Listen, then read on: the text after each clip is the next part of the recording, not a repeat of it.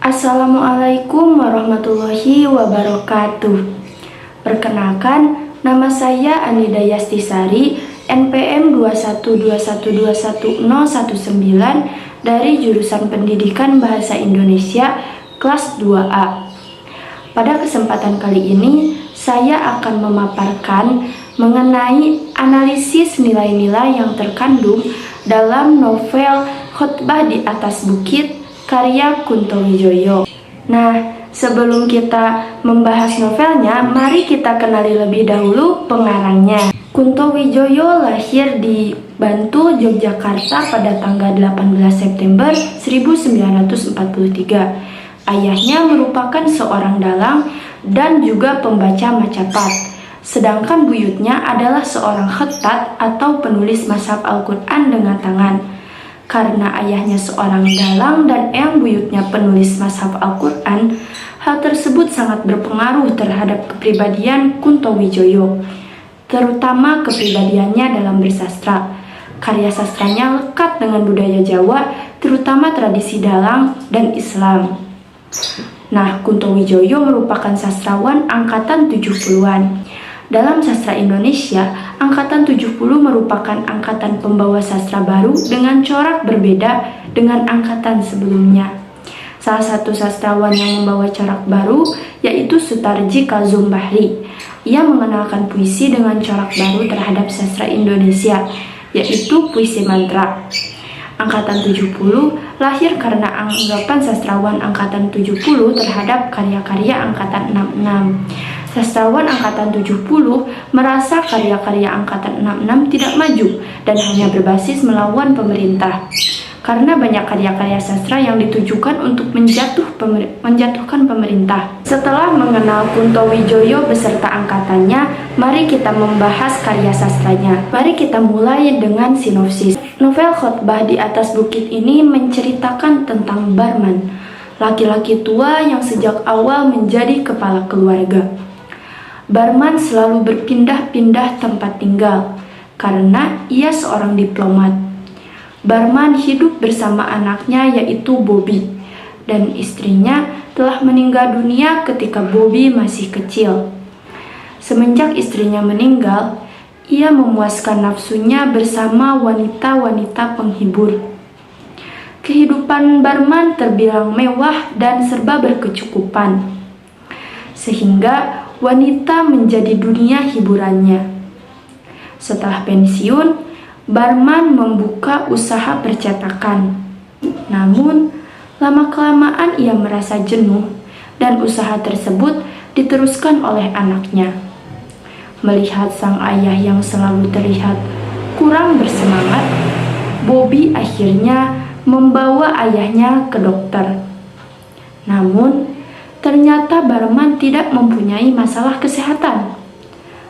Dokter hanya memberi saran kehidupan Barman seharusnya diisi dengan ketenangan dan menikmati kehidupan. Karena mendengar saran dari dokter, Bobby akhirnya berusaha membuat Barman bahagia. Bobby sampai memilihkan seorang wanita. Wanita itu bernama Poppy untuk menemani dan membahagiakan sang ayah. Poppy adalah seorang wanita cantik yang dulunya merupakan wanita penghibur. Ia memiliki keinginan untuk terlepas dari masa lalu yang penuh dosa. Poppy bersedia menjadi pasangan Barman, meskipun jarak usianya yang cukup jauh. Pada awalnya, kehidupan mereka berdua cukup bahagia karena Poppy selalu berusaha untuk membahagiakan Barman. Tetapi semua itu berubah ketika Barman bertemu dengan Humam. Barman menjadi sangat akrab dengan Humam, sampai-sampai Barman terpengaruh oleh kata-kata dan pemikiran Humam, seperti kata-kata "milikmu adalah belenggumu". Kata-kata tersebut selalu ada dalam pikiran Barman. Namun, ketika ia pulang ke rumah dan melihat Poppy, ia menjadi sedikit melupakan Barman dan merasa perkataan-perkataan Humam itu tidak masuk akal. Namun setelah itu Humam meninggal dunia dan kematiannya sangat misterius. Barman berpikir ia akan mengikuti ajaran-ajaran Humam, dan keyakinan tersebut semakin bulat karena Humam ternyata menulis wasiat untuk mewariskan rumahnya kepada Barman. Barman akhirnya tinggal di rumah Humam dan meninggalkan Poppy dengan semua kenangannya. Ternyata di rumah tersebut Barman menemukan kebahagiaan yang sangat besar. Ia merasa tidak ada penderitaan lagi dalam hidupnya. Pada suatu hari, Barman melakukan sesuatu yang tidak biasa. Ia turun dari bukit pada malam hari dan melihat aktivitas masyarakat.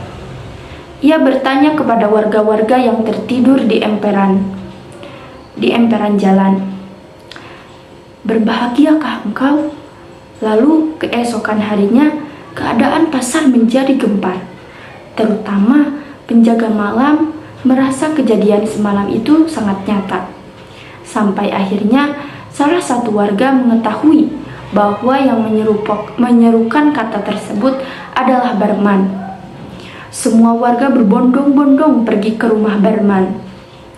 Barman dikerumuni oleh warga-warga yang menanyakan kejadian semalam. Mereka menanyakan kenapa mereka tidak bahagia. Namun Barman bingung dan tidak tahu harus menjawab apa. Akhirnya Barman mengajak semua warga untuk naik ke atas puncak bukit. Lalu Barman berkhotbah di atas bukit tersebut. Isi khotbah tersebut yaitu Barman menyerukan agar warga membunuh mereka sendiri. Ia mengatakan bahwa hidup itu tidak ada artinya dan mati adalah kebahagiaan sebenarnya. Akhirnya Barman mengakhiri hidupnya. Selain itu, penjaga pasar yang bernama Pak Jaga juga ikut bunuh diri. Namun, jasadnya tidak ditemukan. Setelah kematian Barman, Poppy memutuskan untuk meninggalkan rumah dan ia pergi bersama laki-laki yang ia dambakan. Wah, cerita yang sungguh tragis, bukan? Setelah kita mengetahui sinopsis beserta gambaran besar mengenai cerita novel di khotbah di atas bukit ini, mari kita menganalisis nilai-nilai yang terkandung dalam novel khotbah di atas bukit ini dengan analisis nilai-nilai didaktis. Nilai didaktis dalam novel khotbah di atas bukit ini yang pertama yaitu nilai religius. Poin yang pertama pada nilai religius adalah kepercayaan pada Tuhan. Alam ialah yang maha besar.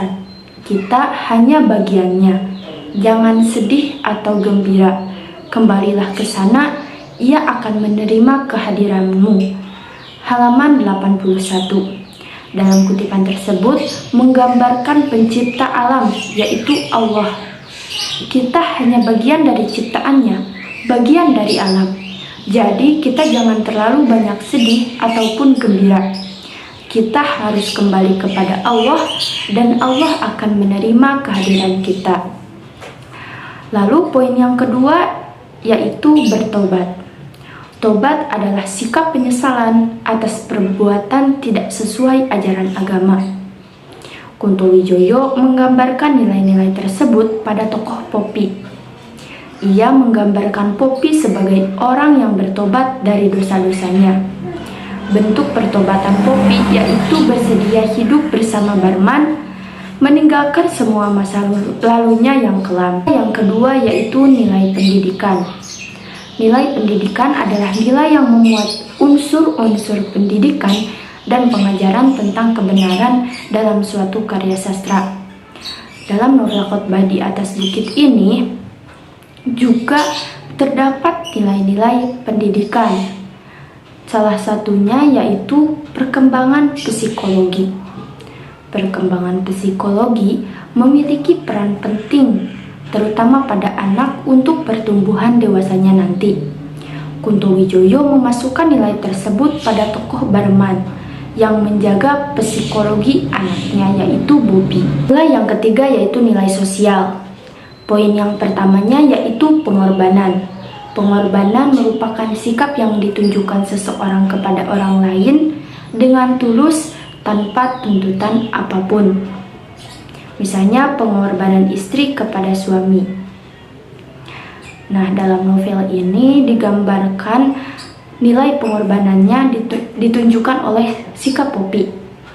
Ia rela mengorbankan dirinya yang masih muda untuk bersedia menjadi pasangan laki-laki tua. Poin yang kedua yaitu kepedulian. Kepedulian merupakan sikap perhatian terhadap keadaan atau kondisi di sekitar. Pada novel ini terlihat pada kutipan, "Tunggu sampai dia siuman," kata seseorang. "Kita gotong bung, ayo, nah kakinya, kepalanya." Nah, hal tersebut dikatakan ketika beberapa laki-laki membawa tubuh Barman lalu dibaringkan di sebuah warung. Wah, ternyata banyak sekali nilai-nilai yang terkandung dalam novel Khotbah di Atas Bukit ini. Dari mulai nilai religius, nilai pendidikan, dan juga nilai sosial. Mungkin cukup sekian yang bisa saya sampaikan mengenai analisis nilai-nilai yang terkandung dalam novel Khotbah di Atas Bukit. Sekian. Semoga bermanfaat. Wassalamualaikum warahmatullahi wabarakatuh.